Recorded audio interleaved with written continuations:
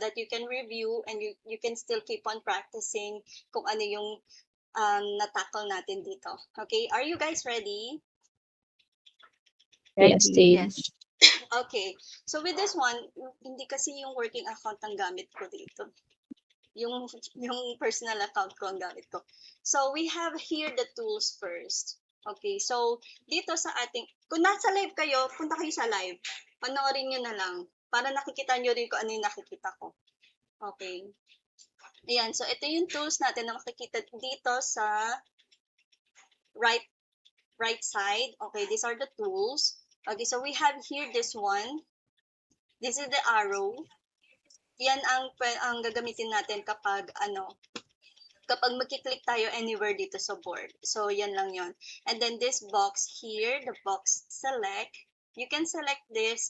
You can do anything here, like for example, this one.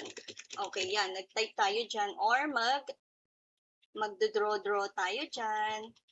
Shapes, ganito, ganyan. Yan. Which is ito. Which is itong pen.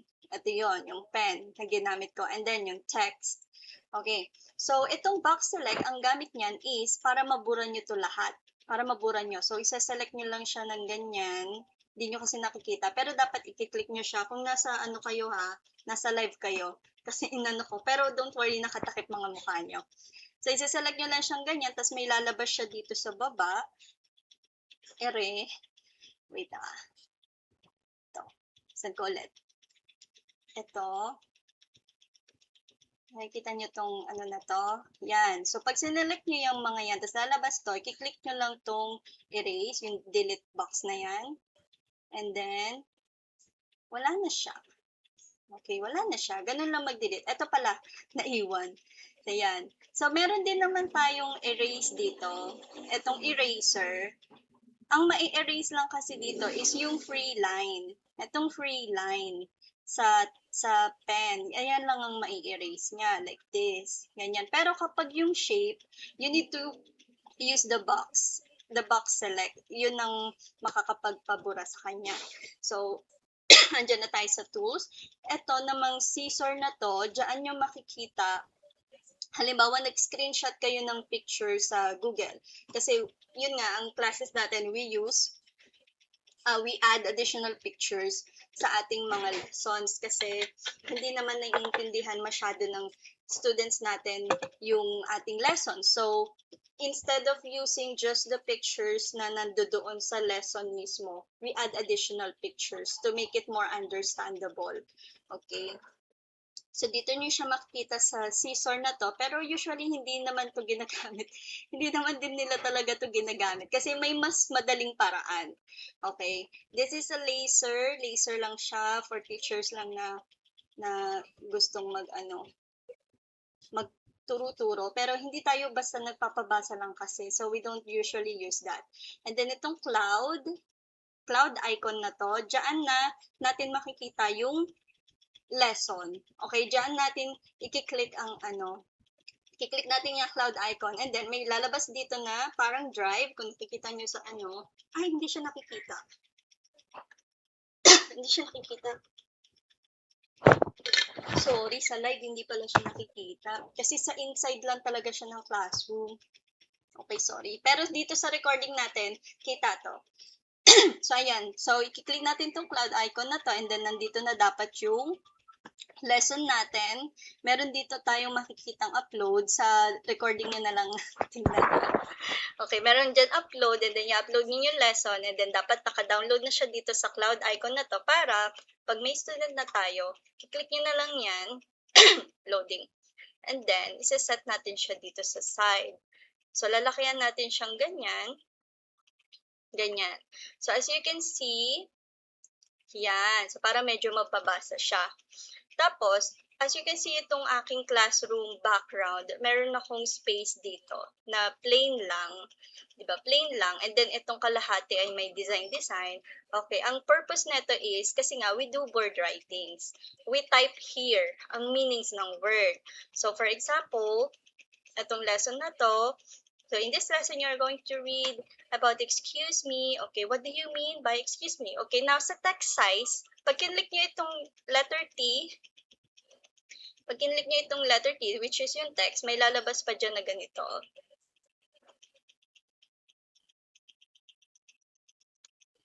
Ganito. So, we need our text size to be size 24. So, pwede nyong mapalitan yung size ng ating text. This is size 10. Pero, di ba masyadong maliit? So, we need to make it size 24. Ito, 24. And then, sa colors naman, dapat, kung pink ang background nyo, you can do any colors. Pwede itong si red, pwede si white. Sa white, kung light color naman yung pink natin, kung light pink siya, medyo magiging malabo si white. So, pwedeng black. Okay? Pwedeng black. Kahit black na lang, kahit saan.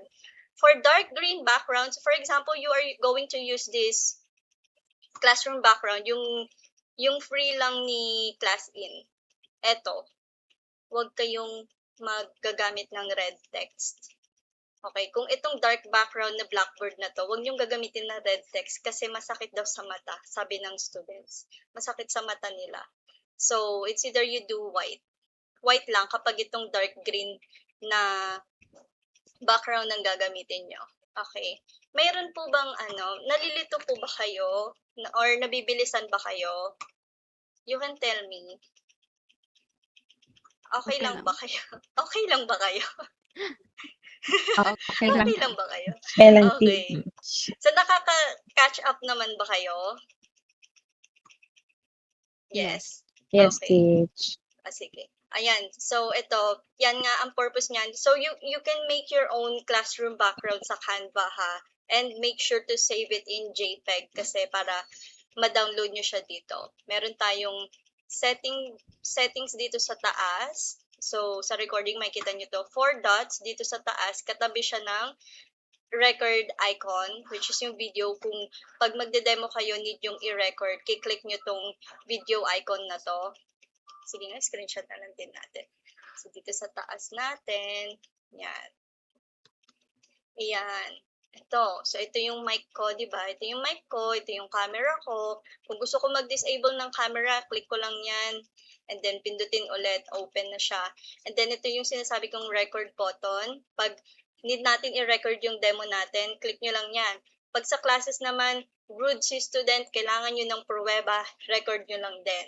Yan. And then, ito yung settings na sinasabi ko. You're just going to click that settings and then may lalabas dito, settings, and then nandito na lahat. You can change your camera, you can change the classroom background, the audio, pwede nyo ayusin yung audios nyo. Like, you select your mic, kasi minsan, ibang mic ang nagagamit nito. So, if hindi mo isa-select yung mic na gagamitin mo, sabog ang magiging register sa student. So, okay, for example, this one, pinalitan ko yung mic ko. Nagbago ba? Yes, teach. Nagbago, Yes, diba? teach. So, ibabalik ko sa Jabra, yung ginagamit Yes. kong mic. Ayan, naka-Jabra na ako ulit. Okay naman siya. Clear na. Yes, teach. Yes. Okay, Oo, so teach. ganun lang siya. Tapos, virtual background, pwede kayong mamili ng virtual backgrounds nyo dyan. Pwede nyong palitan. Libre, may, tawag dito? Hindi libre, built-in.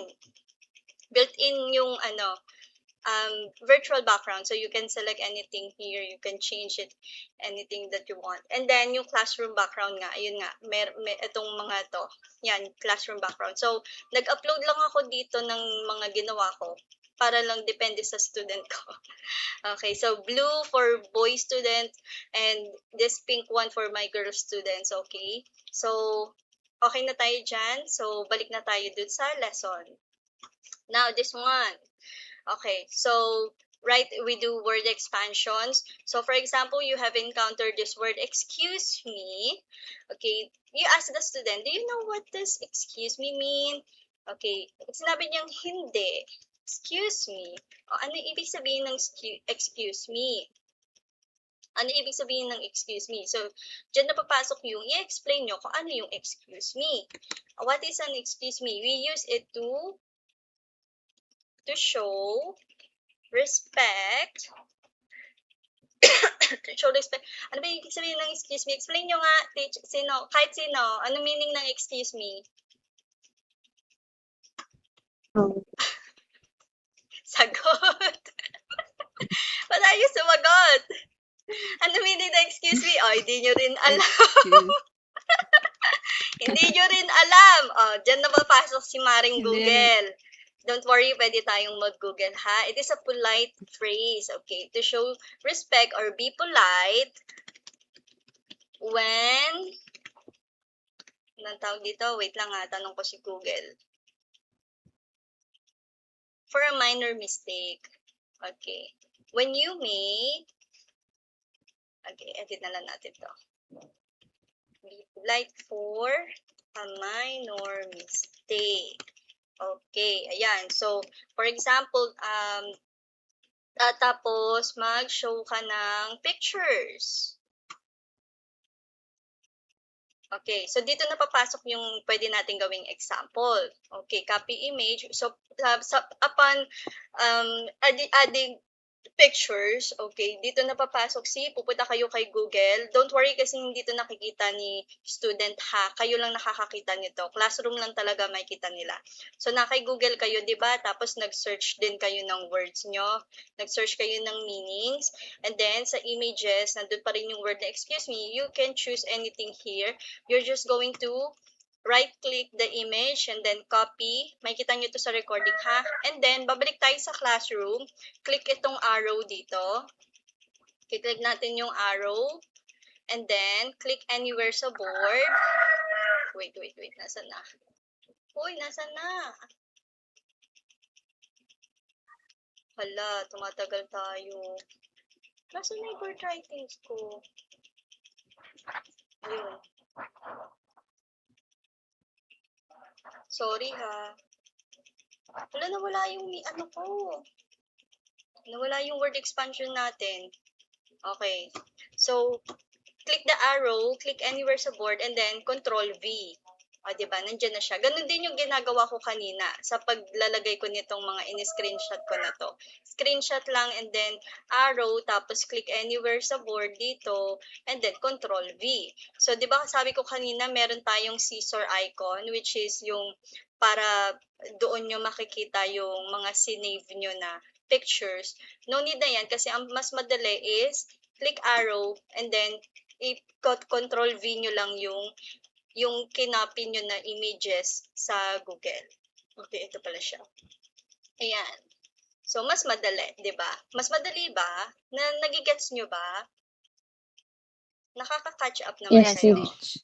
Okay, so hindi pwedeng mawala itong word writings natin na to at yung pictures. So, dapat malaki yung pictures natin.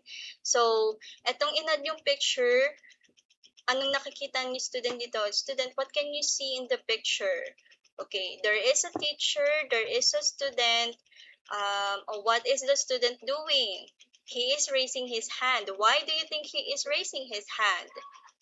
Because if hindi na siya makasagot, doon na kayo papasok na tutulungan nyo na siya kung ano yung sasabihin niya. Because if you are in school, right, or yun na, dito na rin papasok yung ating mga situational questions. So that is how we make our lessons more educational by asking situational questions or related topics regarding din dito sa topic na inaano natin, na ine-expand natin.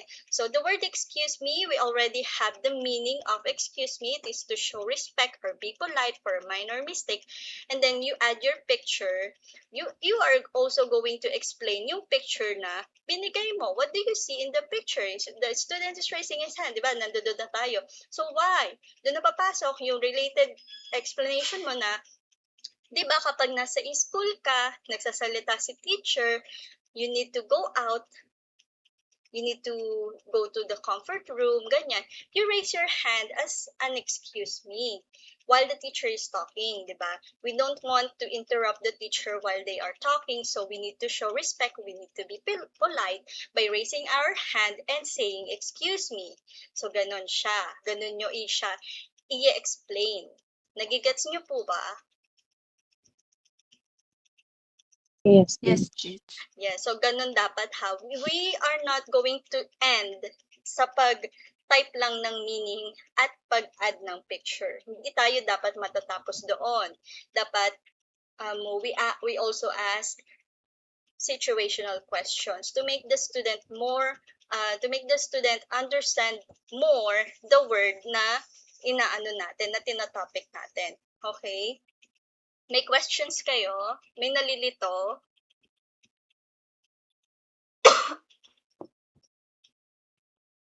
Over teacher, wala naman. Wala, sure kayo? Yes. Yes, teach. Okay. So now, regarding naman sa lessons,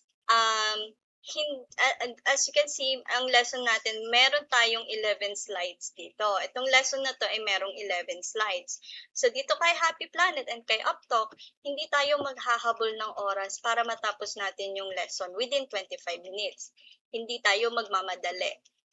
Kagaya nga ng sabi ko, we need to expand muna. We need to make the word understandable muna bago tayo mag-move sa next word. 'Di ba? Ilang minutes na tayo, nasa 10 minutes na ata tayo dito sa isang page na to by explaining lang and asking the questions. So, kapag okay na, naintindihan na ni student yung excuse me, word excuse me, saka tayo mag-next page. Okay, so sa 25 minutes class natin, kahit hindi nyo matapos ang lesson, ang buong slides na to, that is okay, don't worry. Okay, okay na okay lang yon. Kasi kahit isang page lang kayo matapos, kahit isang page lang yan topic nyo within 25 minutes, okay lang yon. Kasi nga, ang pinaka-goal natin is maintindihan ni student yung lesson or yung topic. This specific topic on this specific page. Do you get it? Yes, teach. Okay. So with this one, next page, what's this? Okay, always make the student read first. Okay, can you please read this? Okay, always let the student read first. Always let the student speak first. And always make them to answer in complete sentence. For example naman, ang sabi niya, what is this? Or hindi niya alam sabihin, or hindi niya alam, nabubulol siya sa words na to, hindi niya alam paano niya sasabihin, what is this? Okay, repeat after me. When you gesture like this, it means you are asking them to read. Dito na papasok yung ating TPR, which is yung gagamit kayo ng typical ba yon? Total physical response. Okay, you use your hands like this. Here, you see, you read. Okay, ganon. So, can you read this word? Okay, what's this? Okay, what's this? What is number 1? What is this? Pag sinabi niyo, it's a car. Okay, let's say it is a car. What is the color of a car? Okay, it is red. Sabi niya, red. Okay, it is red. So, we can say it is a red car. Okay? Not just the word car. Yes, it is a car. Very good. And then number 2 na agad. What's this? No. We also make them speak in complete sentence. So when the students say a car, sabihin mo, okay, it is a car. What is the color of a car? Red. Okay, so let's say it is a red car. Like this. Okay? Yes, it is a car. What is the color of the car? It is a red car. Okay? Next, for example naman sa number 2, what is this? It is, medyo nalilito sila dito, hindi nila alam tong word na to, lalo na kapag beginners, ha? I am explaining this one for beginners, pero still, you are going to depend how you teach, depende sa level ni student. Ang demo students natin, magagaling na sila. Kasi araw-araw ba naman silang demo student. So, na-enhance na yung mga demo students natin. Nakakasalita na yan. Pag ang demo students naman, madaldal, sasakyan nyo yan. Pag madaldal siya, ang dami niyang nasasabi, dapat mas marami kayong tanong. Okay? Dapat mas marami kayong tanong kapag madaldal si student kasi ang dami niya rin sinasabi. So, dapat, mas marami din kayo itatanong. More on situational questions na yon. Okay? Pero kapag lumilihis na siya ng topic, lumilihis na si student ng topic kasi nga sobrang daldal niya, kailangan maibalik niyo pa rin sa lesson. Kailangan maibalik niyo sa lesson. Okay? So, nalilito, alam niyo na ba yung gagawin niyo?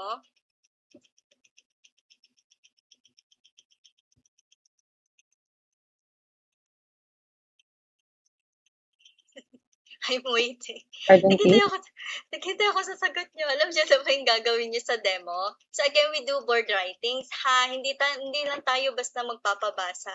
Again, for this one naman, di ba itong lesson is kalahati lang siya. Kalahati pero mas malaki kasi we still need space for board writings ka. Kapag ang lesson ay very interesting, you can still use the full board. Okay, you can still use this one. You're just going to minimize the lesson and then you can use the full board dito para bawa maglalagay kayong additional pictures, ganyan. May chart kayo na ipapakita. Madali nyo lang magamit itong full board. Lahat to, pwede nyo gamitin itong buong board na to, itong buong classroom board natin. Okay? Wag lang itong space na to na pang board writings natin. Pwede mong ibaba to for the meantime and then kapag mag-change siya kayo ng topic, pwede mo nang ilakihan. So for this one naman, kung nakikita nyo itong ginagawa ko rito, ayan, yung nabababa na tataas, I just use this one. Ito, kung gumagana yung scroll ng mga mouse nyo, para lang hindi kayo mag-delete. Kasi you need space for new board writings, di ba? For new writings, ayan, ginagawa ko. Ayan, hindi nyo na kailangan i-delete yan. No need to delete all of this para magkaroon kayo ng space for writings, for pictures. Gagawin nyo lang is, ibaba nyo lang, scroll nyo lang yung mouse nyo. Para nare-review nyo rin siya. Okay, para nare-review nyo rin yung previous words nyo, yung previous pictures nyo. Ganyan lang. Okay, no need to delete, just scroll your mouse. Okay, nagigets po? Okay, may questions pa kayo? Yes, please. Do you have any questions? Sure kayo? Baka mamaya pag nag-demo kayo tapos ni-record nyo at pinanood ko hindi nyo ginawa yung mga dapat gawin na kasi babagsak hindi kayo papasa kapag ganun. Medyo strict na kasi sila. Kay Uptalk, Ate, medyo hindi strict si Uptalk, pero si Happy Planet strict talaga yan sila. Pagdating sa accent din and avoid dead airs. Okay? Yun ang pinaka-ano din. Avoid dead airs. Huwag yung parang hindi nyo alam yung sasabihin nyo. Okay? Yun pa pala pinaka-importante. Kapag nag-explain kayo kay student, huwag yung hihinto kayo na parang iniisip nyo pa kung ano yung sasabihin nyo. Huwag ganon. Kasi nagtutunog na hindi nyo alam kung ano yung tinuturo nyo. So, dapat you avoid dead airs. Kagaya, di ba ako nga, di ba, wala akong dead airs. Like, ang dami ko sinasabi. Ganun din ako sa actual classes ko. I make it more, I make myself sound professional. Sound like a real teacher. Ganon. Pero, yun nga, kapag ang goal nyo is mapagsalita si student, yes, mananahimik kayo kasi nagsasalita si student. Pero after niya magsalita, yung kayo na ang kailangan magsalita, na parang ang tagal niyo pa bago kayo sumagot kay student. Yun, parang dead air na yon. Pangit siyang tingnan sa class na parang, ay, bakit ganun? Parang, di alam ni teacher yung sasabihin niya. Ganon. So, you avoid dead air sa. Pinaka-importante din yon. Okay? So, it's not just navigating the class in, it is also a demo tip. Yung ating training ngayon, demo tips. Yan yung gagawin nyo sa demo. So, aside from this training clip, magsasenda lang din ako ng additional guidelines sa inyo para mas ma-refresh kayo. Kasi alam ko sa sarili ko, madami pa akong hindi nasabi na dapat kong sabihin. Oo, ganyan ako minsan eh. So, sasend ko na lang din lahat ng guidelines ko. Okay, so wala na kayo ibang questions. Dito pala, pagdating dito pala sa student, yung magbibigay kayo ng rewards. Rewards. Yung arrow nyo, di ba, yung cursor ng ano nyo, tapat nyo lang sa camera ng student, and then, may lalabas dyan na 4 na icons, which are this. Uy, eto. So, itong crown, para ma-allow nyo gumamit ng pen system. Ayan, may pen na kayo, as you can see. Can you try, scribbling sa board? Kahit you can use the paint or the text. Patingin nga ng text size nyo, kung naaalala nyo kung anong size dapat ang text natin. Mag-type kayo kahit ano.